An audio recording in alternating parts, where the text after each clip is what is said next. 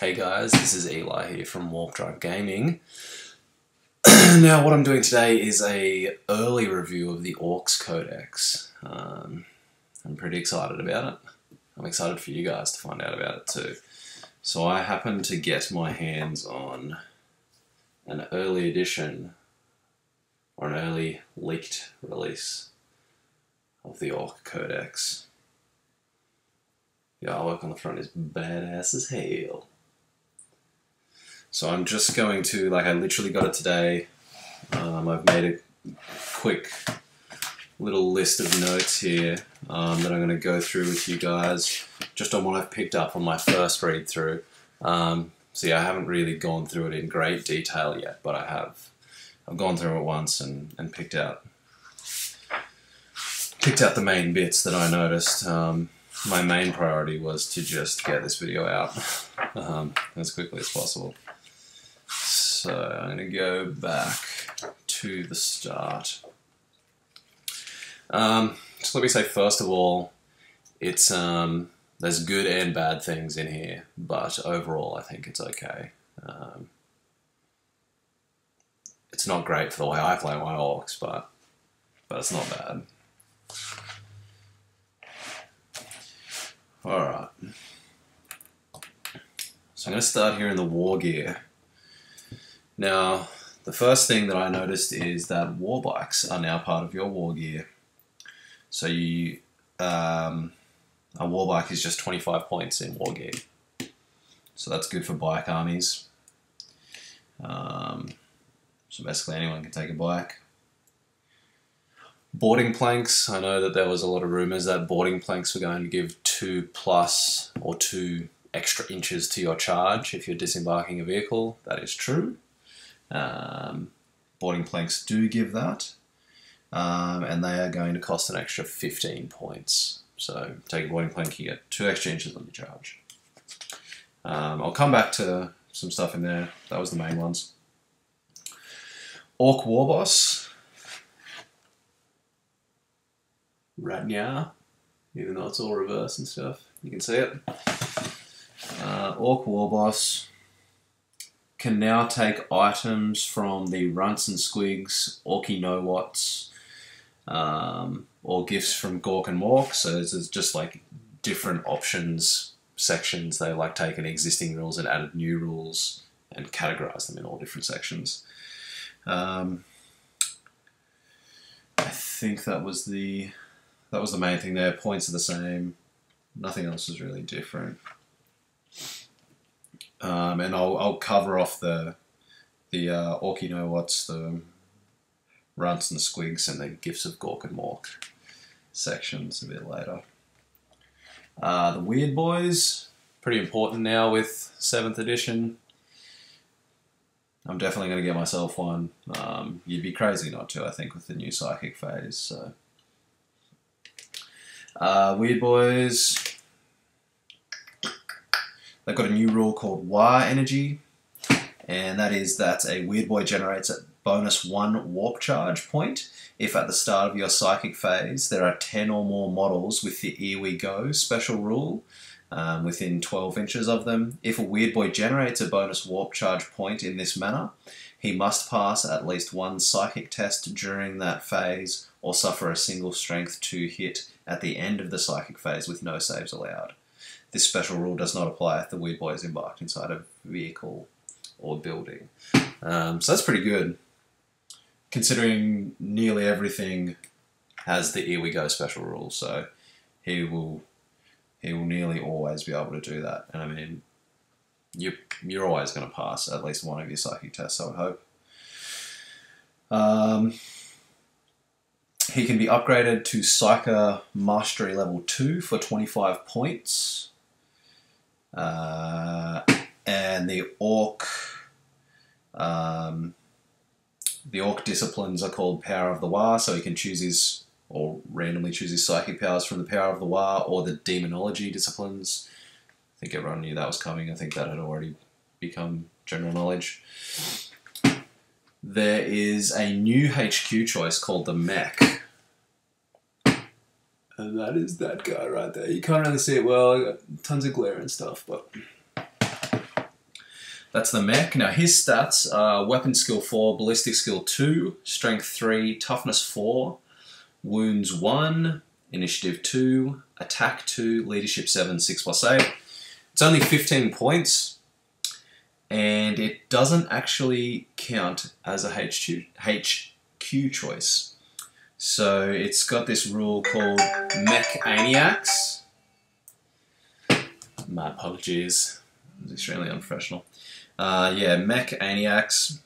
So for each HQ choice in a detachment, not including other mechs, you may include a single mech from this data sheet. These sections do not use up force organization slots. So you can still stick to your force org and take this if you've already got 2 HQs. Before a battle, immediately after determining Warlord traits, any mech that is not already part of another unit must, if possible, be assigned to any unit with the infantry or artillery type in their detachment. A mech cannot leave his unit and is treated as part of it for the entire battle. So it's got to stay with the unit. It's got to be with the unit. It's just like a little guy that roams around with the unit.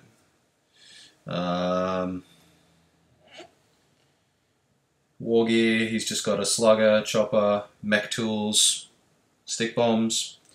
Can replace his chopper with a kill saw, which is a new weapon that'll go over later. Can take items from the mech weapon list. So that's him. New HQ choice, cheap, pretty cool. What have I got next here? The big mech. So he can take items from the Know What's Runts and Squigs and Gifts of Gork and Mork. Has access to kill saw and a new weapon called the Teleporter Blaster. So I'll go over that a bit later. And custom force field has changed. So instead of giving 5+ cover, it now gives a 5+ invuln save, which is good. I thought it was going to give like stealth or shrouded and add to existing cover, but this is probably better. There's so many weapons out there now with ignores cover that this is pretty good. Makes your boys or cans or whatever so much more survivable with that invuln. So you're always going to get a second save. So yeah, that's pretty awesome. What else we got here? Painboy is now HQ choice and can go with any squad. Doesn't have to just be an op squad. So that's badass. And the model just looks cool as hell if you haven't seen it already. That's him there, and he just looks badass. Got a big claw thing. And I'm pretty sure points and stats for him are all the same. Captain Badrock, he's got different war gear, which is not too different. Slugger, chopper, stick bombs, boss pole, and Git Finder. All these new things like Git Finder, I'll cover off after I've gone through all these dudes. Boss Zagstruck is now HQ, and this is probably my biggest disappointment of the whole codex. I hate this. So he's now HQ. He's not just a sergeant. I mean, you can ignore Force Org, but there are disadvantages to doing that, obviously. So his special rules now are Here We Go, Furious Charge, Independent Character, and Mob Rule. Mob Rule's changed as well, but I'll go over that. He's got Bellowing Tyrant, which is his Warlord trait, which just means I think you can re-roll failed leadership tests or something like that. But you can't charge after assaulting, which completely ruins Storm Boys for me. That's the way I used to use my Storm Boys. It was awesome being able to charge after you deep struck in.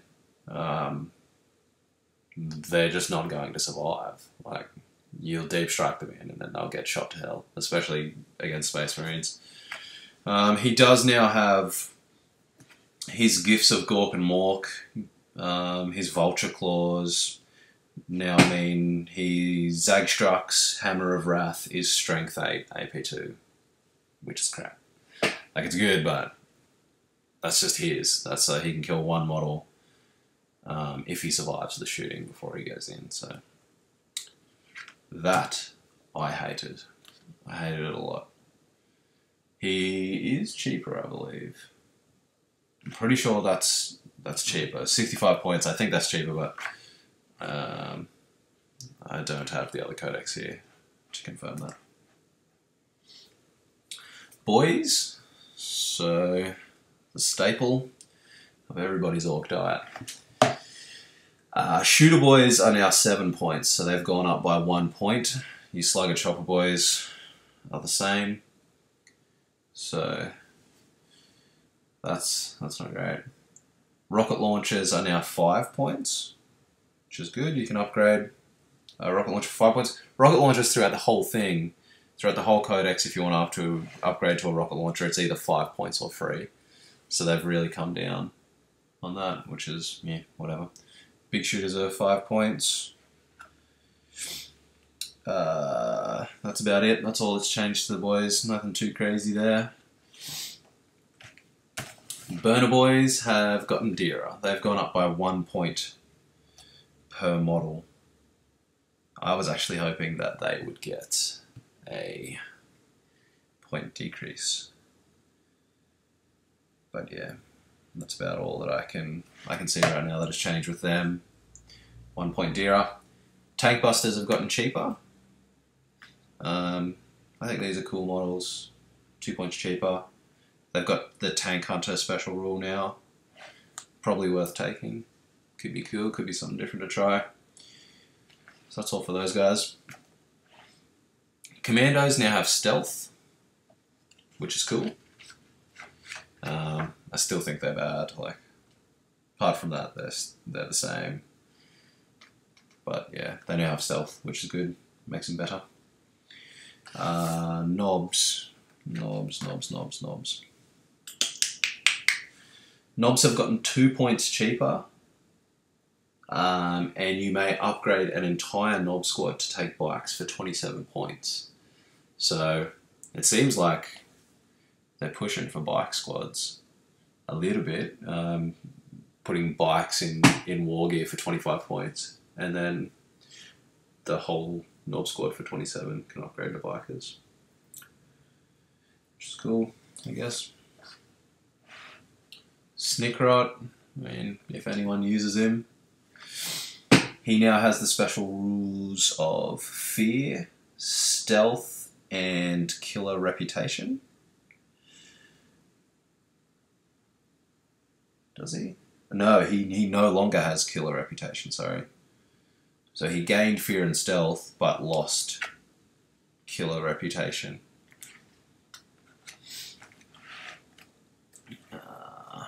Just flip so I can get my other notes. Trucks have gotten cheaper. Trucks are now 30 points instead of 35, which is cool. It's always good.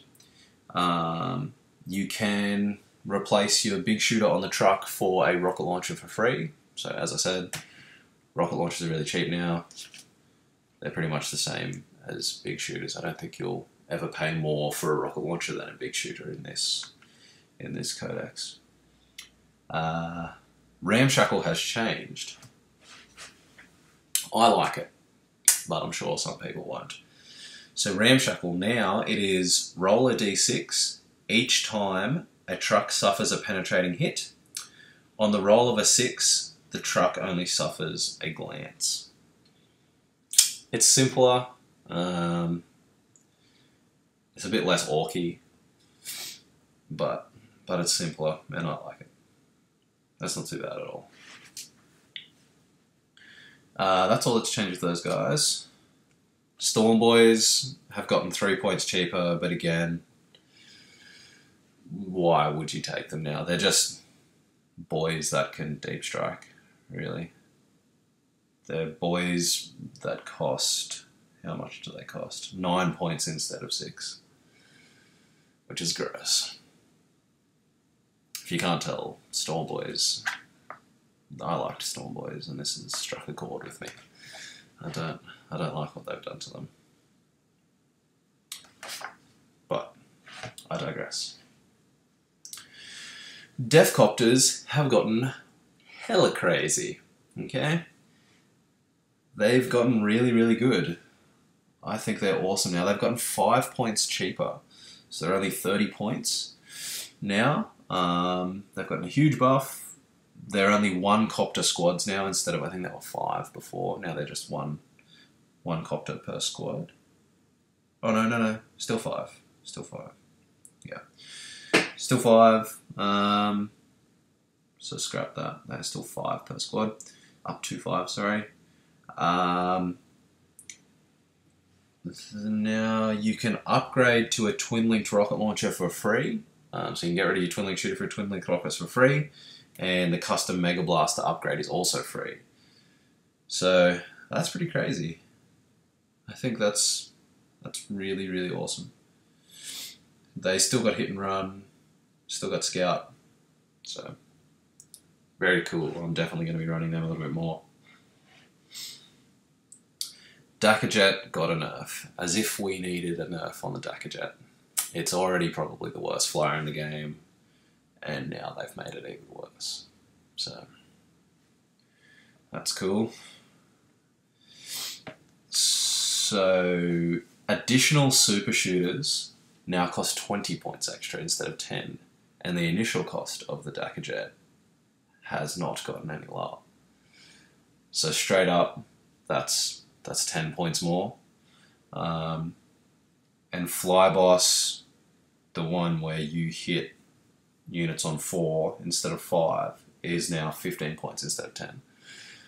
So essentially it's gotten 15 points more expensive. And then to top it off, the warplane rule, where we used to get double shots on a war, now we get during a turn in which a war is called, each of this model's assault weapons fires 1 more shot than normally. So if you've got 3 twin-link super shooters, you get 3 extra shots instead of 9, which is gay. I don't like it. I don't like it one bit. I haven't really looked at the burner bomber or the blitzer bomber. They still, at a glance, they don't look like they'd be worth taking for their points. I mean, 115 base for the burner bomber and 135 for the blitzer bomber just seems stupid. Seems stupid to me. Warbikers, again, pushing the bikes. Warbikers are 7 points cheaper, which is pretty good. So 18 points. 18 points per model.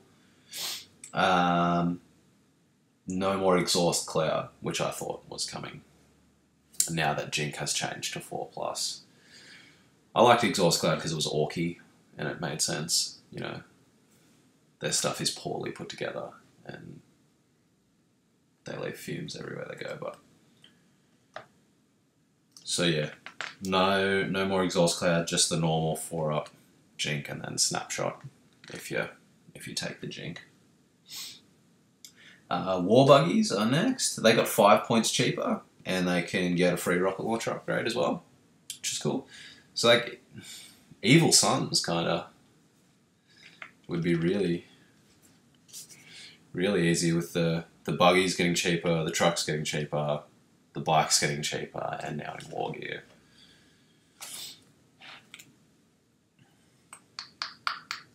Where am I up to? Yeah, mech guns. So artillery's back. Artillery is a thing again. So, just there, you can see mech guns. So the mech gun, toughness 7, wounds 2, save 3+. Unit type artillery. The unit composition is 1 mech gun and 2 Gretchen. It just comes stock standard with a cannon, and that's 18 points all up if you just take a stock standard cannon. May include up to 4 additional mech guns, including 2 Gretchen each to man them for 18 points. Each mech gun can include up to 2 additional Gretchen for 3 points per model. Each mech gun can include 1 ammo runt for 3 points. Any mech gun can replace its cannon with one of the following: a lobber for free, a zap gun for 5 points. Zap guns have gotten cheaper, I think. A bubble chucker for 12 points. I'll get to the bubble chucker. A custom mega cannon for 12 points. A smasher gun for 12 points. Or a tractor cannon for 12 points. So when I get to the weapons profile, I'll cover that. Now the other disappointment is that battle wagons have gotten 20 points dearer. I suppose they were very cheap to start with, but I liked them that way. So 20 points dearer, so now they're 110 points. But the weaponry you can take on them has gotten cheaper. So if you're running in bare bones, it sucks. You're spending 20 points more. But if you run them with guns, then it's probably going to work out okay. So what do we got here? Kill cannon's gotten 30 points cheaper, so it's just 30 points now instead of 60. Rocket launchers are 5 points cheaper, and your def roll is 10 points cheaper. So that's cool. So if you're going to take it with guns, that's not too bad, I guess. The Def Dread, moving on to the Walkers. The Def Dread has gotten 5 points dearer. And I can't really see that it's gotten any better. I don't believe so. The weaponry has gotten cheaper though, I believe. You got your rocket launcher for free, custom mega blaster for 5 points, scorcher for 5 points, power claw for 10 points. Oh, it's war gear. So instead of, I think it had 2 dreadnought close combat weapons, its war gear now is 2 big shooters and 2 power claws. So it comes with power claws and big shooters. So that's probably okay. That probably justifies the point increase. Killer cans have gotten dearer as well. These guys have gotten 15 points dearer. So they're now 50 points. The Def Dread was 80. See, these cans are now 50 points per can. And they got different war gear, I think. Yeah, they got a big shooter and a can claw. You get a big shooter and a can claw. I'm not sure what the can claw is. We'll get to that. They also have a special rule called Cowardly Grunts. Cowardly Grots, sorry. If a unit of killer cans suffers 25% or more casualties during any one phase, the unit must roll a d6. At the end of that phase, add 1+ to the dice if there are 3 or more killer cans in the unit, and a further 1+ if there are 1 or more Def Dreads within 6 inches of the unit. On a result of 3+, the test is passed and nothing happens. On a result of 1 to 2, the test is failed and every model in that unit immediately suffers a crew shaken result. Note that no models lose hull points as a result of a failed Cowardly Grots test. So that's a thing. That sucks a bit. But that's a thing. Rocket launcher's free, Gazghkull's 5 points, custom mega blaster's 5 points, scorcher's 5 points, Grot rigger's 5 points, extra armor's 10 points. The Gorkanaut and the Morkanaut. Now, I'm pretty sure this came out in White Dwarf, so everyone should really know about this, I guess. Gorkanaut, weapon skill 4, ballistic skill 2, strength 8, front armor 13, side armor 13, rear armor 12, initiative 2, attacks 4, hull points 5. It's a walker transport, war gear, Death Storm, Mega Shooter, 2 twin-linked big shooters, 2 rocket launchers, a Scorcher, Claw of Gork, or possibly Mork, and the special rule Rampage. It costs 245 points. Can take extra armor for 10 points and Grot Riggers for 20. And it has a transport capacity of 6 models with no firing points. Then you've got the Morkanaut, which is 230, so 15 points cheaper. It has the same base stats by the look of it. War gear, it's got 2 twin-link big shooters, so it doesn't have the Death Storm Mega Shooter. It's got a custom Mega Blaster instead. Custom Mega Cannon, 2 rocket launchers, Claw of Gork or possibly Mork. May take a custom force field for 50 points. That's pretty cool. That's cool. That's very cool. May take any of the following: extra armor, yeah, Grot Riggers, whatever. Looters have gotten 1 point cheaper. And they can oddly take a truck as a transport, which I find strange. I don't know why you want to do that, but you can. If the mood strikes you, you can start them in a truck. Nothing else about them has changed. Actually, they're heavy support now. They were elites before. They're heavy now, and they're 1 point cheaper per model.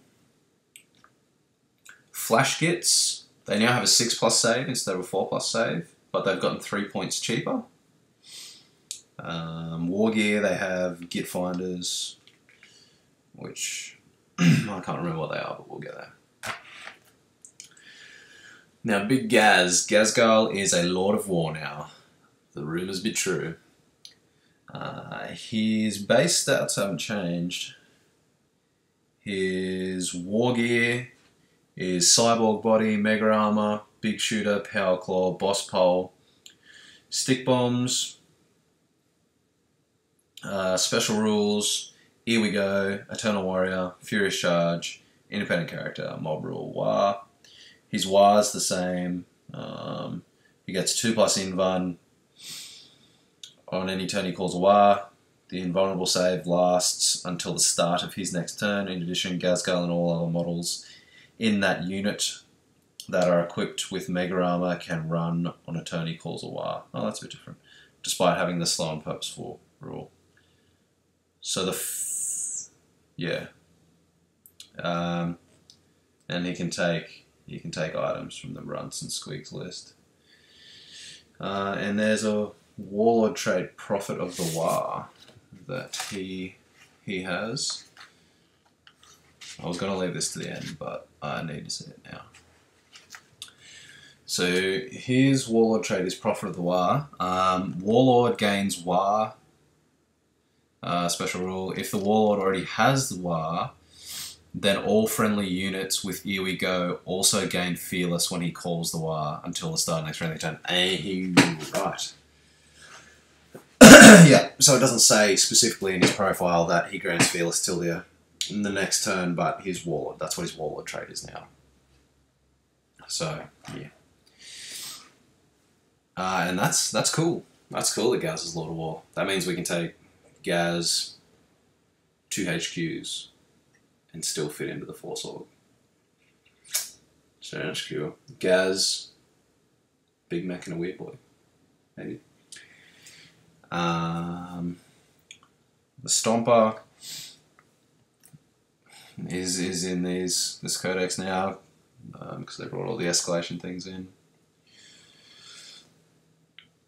It's weapon skill 4, ballistic skill 2, side armor 10, front armor 13, rear armor 12. Front armor 13, side armor 13, rear armor 12, strength 10, initiative 1, attacks 4, hull points 12, 770 points. Gaz is 225, by the way, which is what he was before, I think.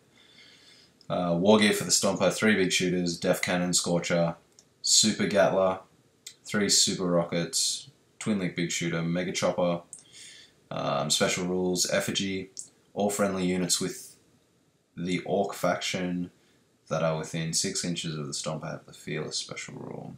Can carry 20 models, 4 fire points, may take up to 2 additional super rockets, 20 points, Grot Riggers for 30. So that's all the models. That's all the dudes. It's all the changes to them that I can pick out. I'm sure there's stuff that I've missed, but that was the main stuff. That was the main stuff I picked up. Now there is...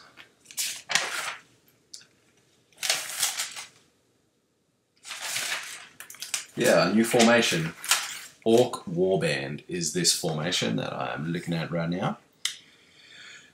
Now this formation just doesn't seem viable to me, but I'll read it out, especially with how shooty this edition is. So the formation is 1 war boss, 6 units of boys, seems crazy, 1 mech, 1 unit of Gretchen, 1 unit of knobs or mega knobs. And the command benefits for taking this formation are Boss of Dawar. If this detachment is chosen as your primary detachment, you can re-roll the result when rolling on the Warlord trades table. The other benefit is the green skin hordes. Every unit with 10 or more models in this detachment gains the Hammer of Wrath special rule. And they also get Stampede. If the formation's war boss is your Warlord, he can use his War special rule each turn after the first, which is crazy. That's crazy, but that's a lot of boys. That's a lot of boys. 6 units of boys, and you need to keep them above 10 so they get Hammer of Wrath. See, if you took them in a truck, you could only take 11 and a knob, or 12 without a knob. I don't know. I don't have that many boys. So.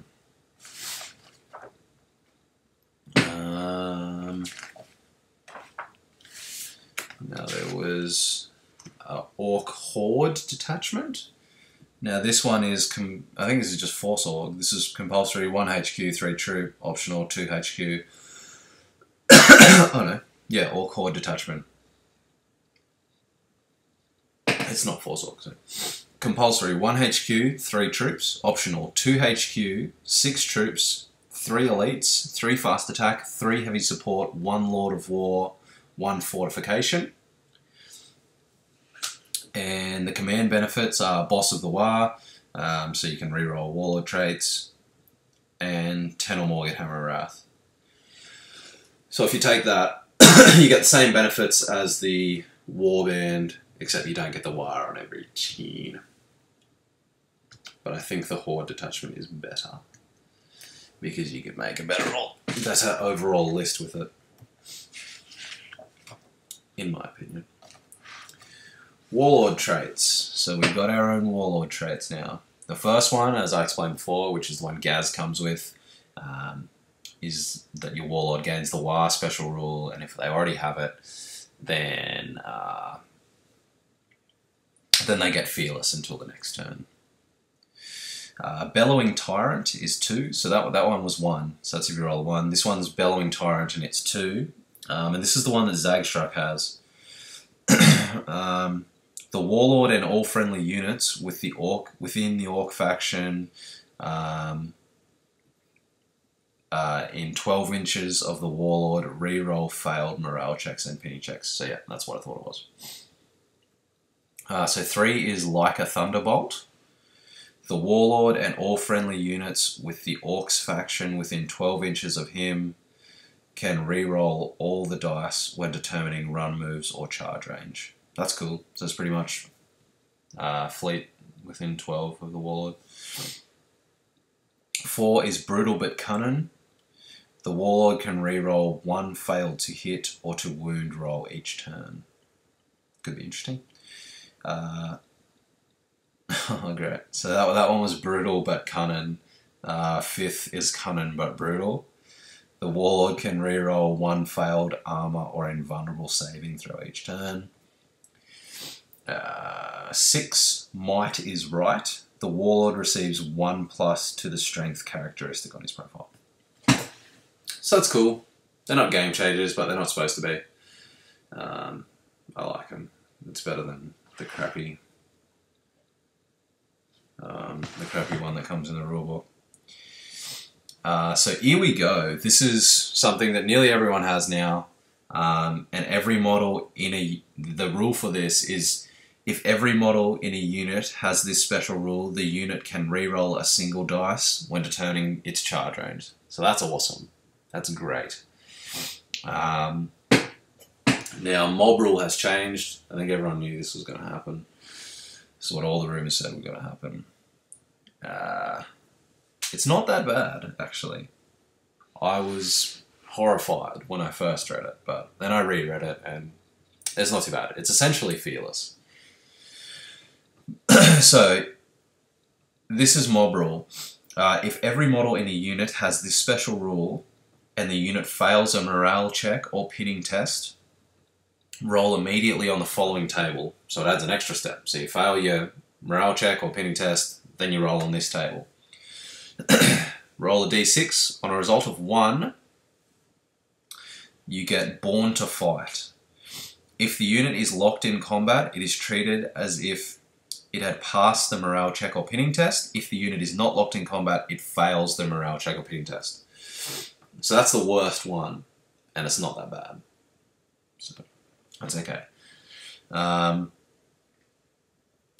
Roll a 2 to 3. It's Breaking Heads. If the unit includes 1 or more Ork characters, including independent characters, it suffers a d6 Strength 4 AP nothing hit. It suffers d6 Strength 4 AP nothing hits, and is then treated as if it had passed the morale check or pinning test. These hits are randomly allocated, but cannot be allocated to Ork characters. If the unit does not include any Ork characters, it fails the morale check or pinning test. So there's a good and bad side there to each of them, but.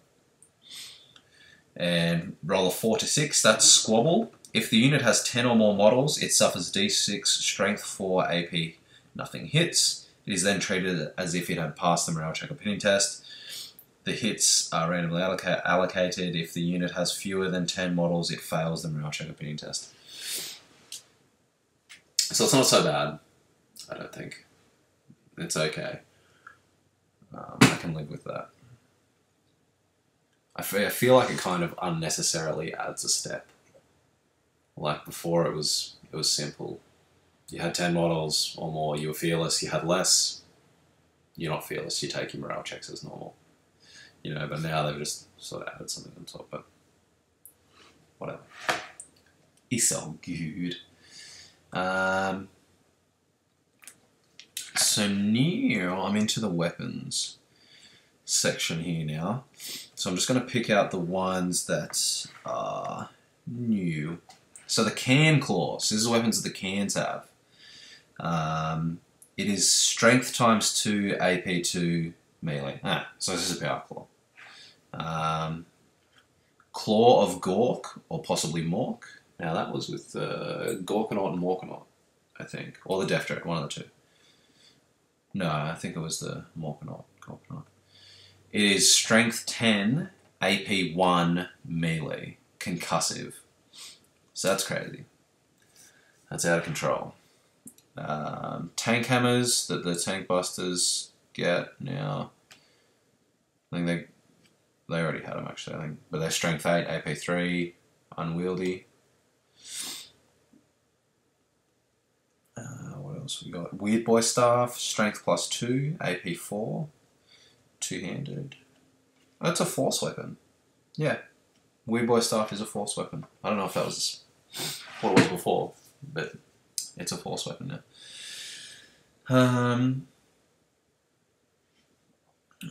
What else we got?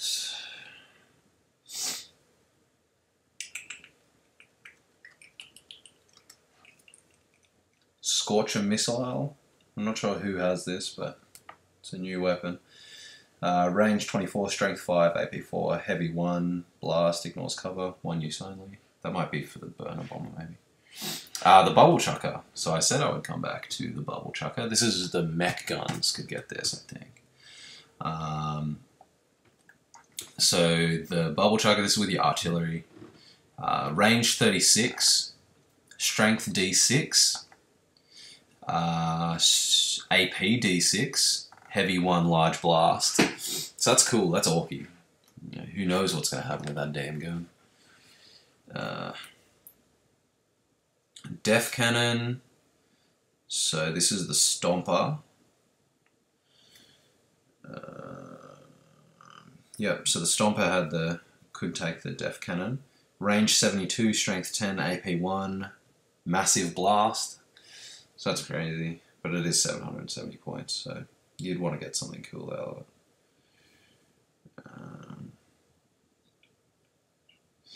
Def guns are the same. It sucks. Thought they might have gotten a bit bigger, but they didn't. What else we got? What's different here? It's all the same. Smasher gun. Now this was with the mech gun as well, the artillery. So it is range 36, strength D6 plus 4, AP 1, heavy 1. So it's one shot, but if it hits, then you're dead. Snaz gun, again, pretty sure it was the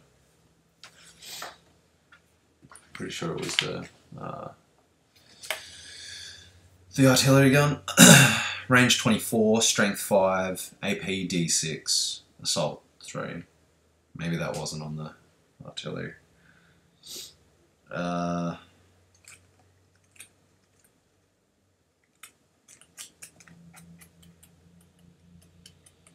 Death Storm Mega Shooter. Now the Gorkanaut had this. Range 36, strength 6, AP 4, heavy 3d6. Ah, cool. That is cool. Teleporter Blaster. Now the big mechs can take these things. Teleporter Blaster. So we got range 12, strength 8, AP 2, assault 1, blast, teleported. What the hell is teleported? So teleported.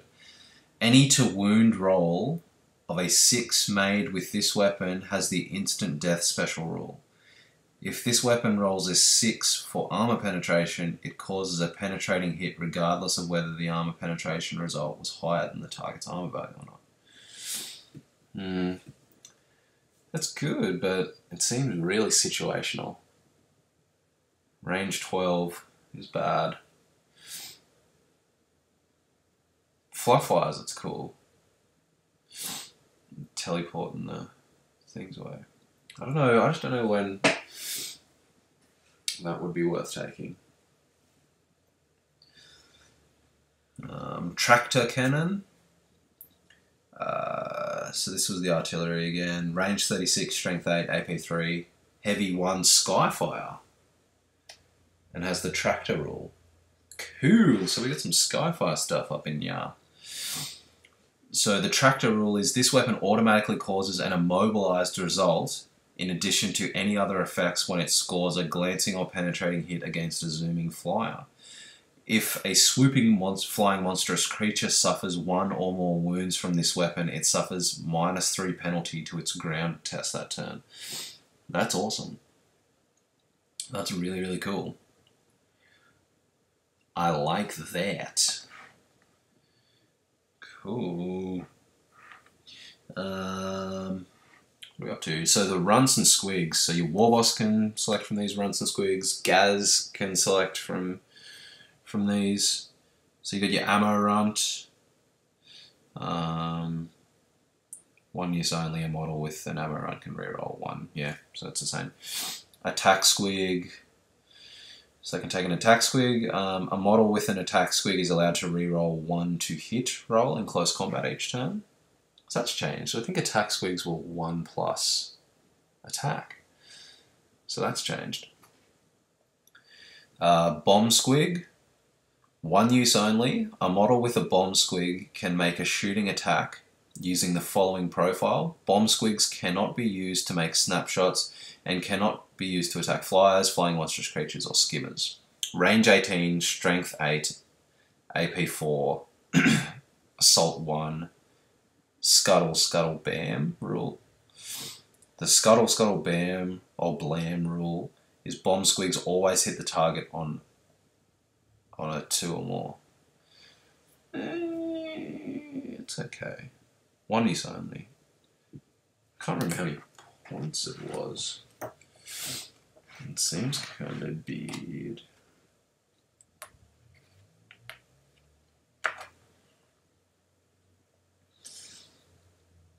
How many points is the damn thing?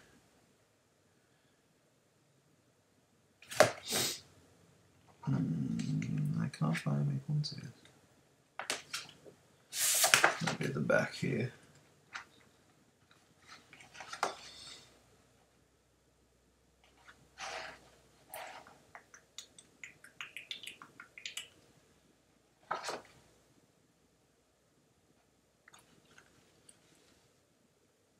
Yeah, bomb squig. No, don't say. Yeah, I'm gonna push on. Otherwise, this video is gonna go for fucking hours.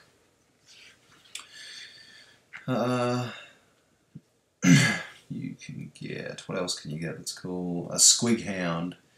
Each time a unit with a squig hound fails a morale check, it suffers D6 strength strength 3 AP nothing hits, and must then re-roll its failed morale check. If the reroll is failed, it cannot be rerolled again, and the squig hound will not inflict any further hits. That's cool. I like the thought of that. Just a squig tearing shit up. It's so nasty looking. Oh, so this is the Orky know what's section. So this is just war gear. This the Orky know what's. Mech tools, rocket packs, war banners, boss poles, cyborg body, dock tools, git finder. Git finder, here it is. A model with a git finder that remained stationary during its movement phase has ballistic skill 3. That's cool. I wonder if the looters have that, because that would be badass.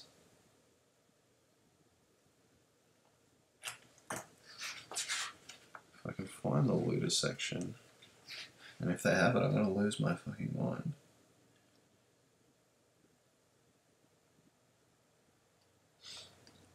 No. So what does have it?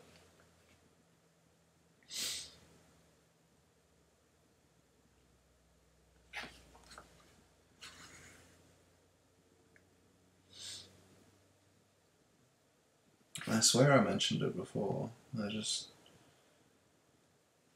I really want to know. Git finder.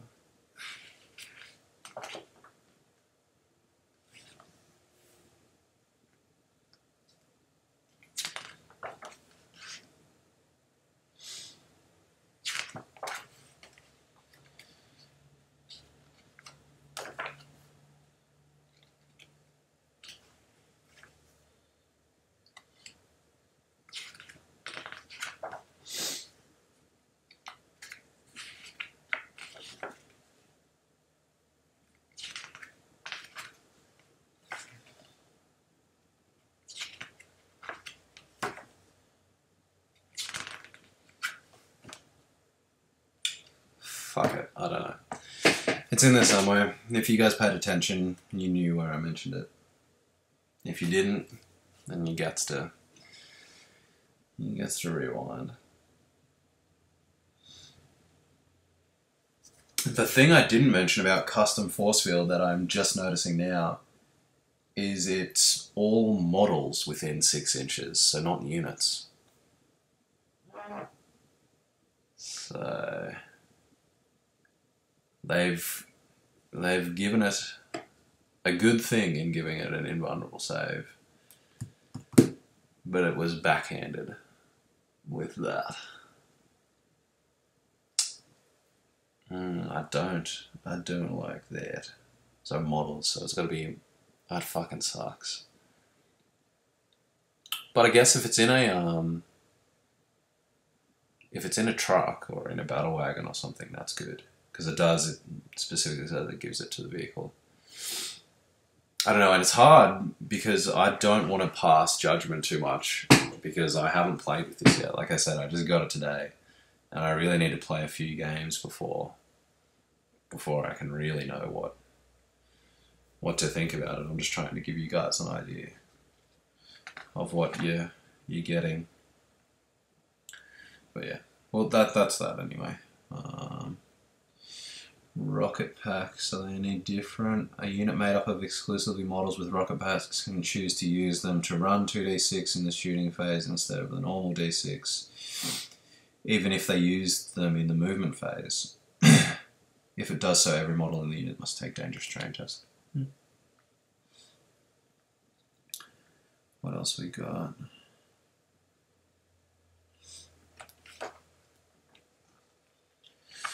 Gifts of Gork and Mork.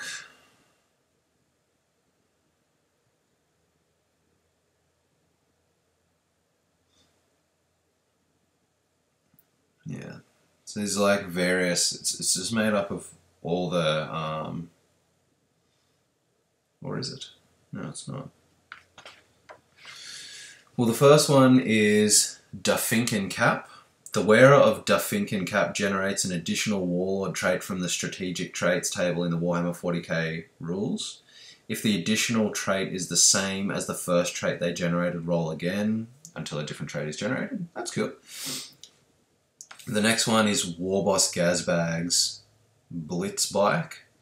A model equipped with Warboss Gazbag's Blitz Bike changes their unit type to bike, as described in the Warhammer 40k rules.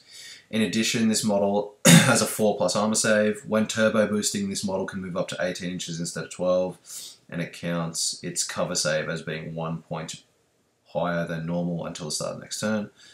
Warboss Gazbag's Blitz Bike is equipped with 2 twin-link custom Daka blasters with the following profile. Range 24 inches, strength 6, AP 3, assault 3. That is awesome. That's cool for killing the Spez Marines. Next one is Da Lucky Stick. All models in the bearer's unit add 1+ to the weapon skill characteristic on their profile. This is not cumulative with the bonus from Warbanner. In addition, the bearer can choose to reroll any failed to hit or wound rolls or saving throws that they make. However, should 3 or more of the rerolls generate failed results in the same turn, the model is immediately removed as a casualty with no saving throws of any kind allowed. Next one is Headwhopper's Killer Chopper. Headwhopper's Kill Chopper, sorry. This is just a weapon. Strength +2, AP 5, melee, decapitating strike, rending, two-handed. That's cool. And decapitating strike is any to wound roll of a 6 made with Headwhopper's Kill Chopper has the instant death switch rule. That's cool. The next one, Defixer Uppers. In each of your shooting phases, instead of firing a weapon, a model equipped with Defixer Uppers can choose to repair a single friendly vehicle if he is in base-to-base contact with it or embarked upon it. To repair a vehicle, roll a d6. If the result is 3 or more, you may either restore a lost hull point or repair a weapon destroyed or immobilized result. This is effective immediately. And the last one is the Dead Shiny Shooter. And that's range 18, strength 4, AP 6, assault 6, stray shot, twin linked. That's fucking awesome. Stray shot is roll a d6 each time the shiny shooter fails to hit its target after rerolls. So that's after your twin linking. For each roll of 1, a friendly unit within 6 of the target chosen by your opponent suffers, oh my god, suffers a single strength 4 AP 6 hit as if it were just shot by the wielder of the Dead Shiny Shooter. The wielder of the Dead Shiny Shooter and its unit cannot be chosen as the targets for a stray shot. Cool. Now we've got the Power of the War Psychic Table. The Primaris power is Frazzle, 1 warp charge. Frazzle is a Witchfire power with the following profile: range 24, strength 6, AP 3, assault 1, blast. And then for the Power of the War table, on a 1 result, we have Edbanger. Edbanger is a focused Witchfire power with a range of 24 inches. That target must pass a toughness test or suffer a wound with no armor or cover saves allowed. 2 is Warpath. Warpath is a blessing that targets the Psyker. Whilst the power is in effect, all models in the Psyker's unit have the Here We Go special rule and gain 1+ attack. It's cool. 3 is Dejump. Dejump is a blessing that targets the Psyker and his unit. Remove the unit from the board and then it then immediately arrives using the rules for Deep Strike anywhere on the battlefield. If the Deep Striking unit scatters and a double is rolled, the unit can only make snapshots until the start of the next turn. 4 is Kill Bolt, and this is Warp Charge 2. The rest of them are 1, sorry I forgot to mention that. This is Warp Charge 2. Kill Bolt is a beam with the following profile, so it's a beam. Range 18, strength 10, AP 2, assault 1. Pretty cool, pretty cool, pretty cool, pretty cool. 5 is Power Vomit. You heard me correctly, Power Vomit.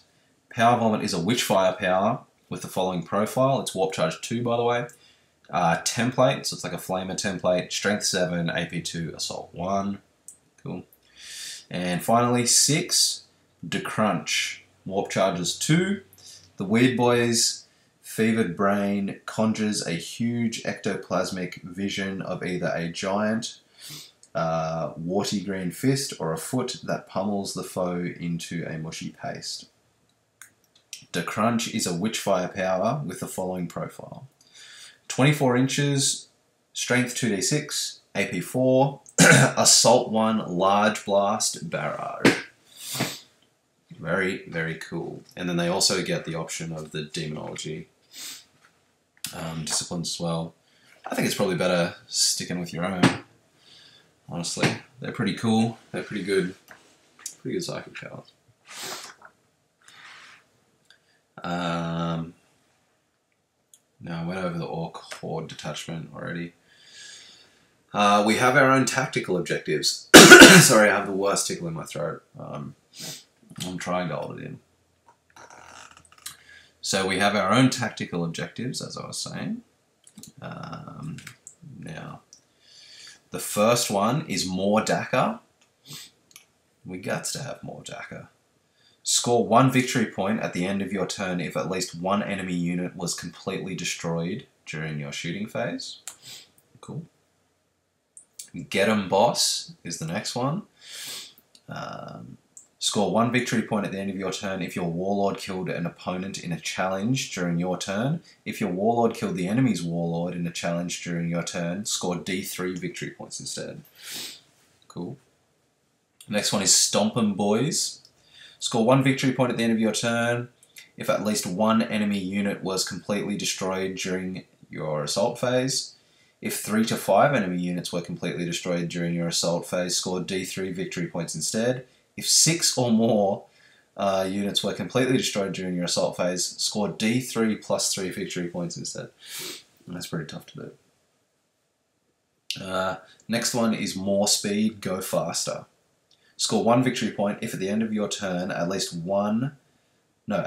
3 Ork units turbo boosted, went flat out, or ran 6 inches or more during your turn. Cool. Next one, Grab the Loot. Roll a d6 when this tactical objective is generated.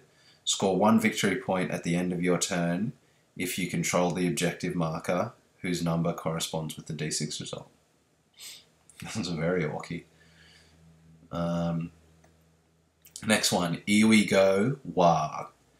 Score 1 victory point at the end of your turn if during that turn you successfully charged an enemy unit with an Ork unit and the dice rolled for each charge distance was 10 or more before modifiers.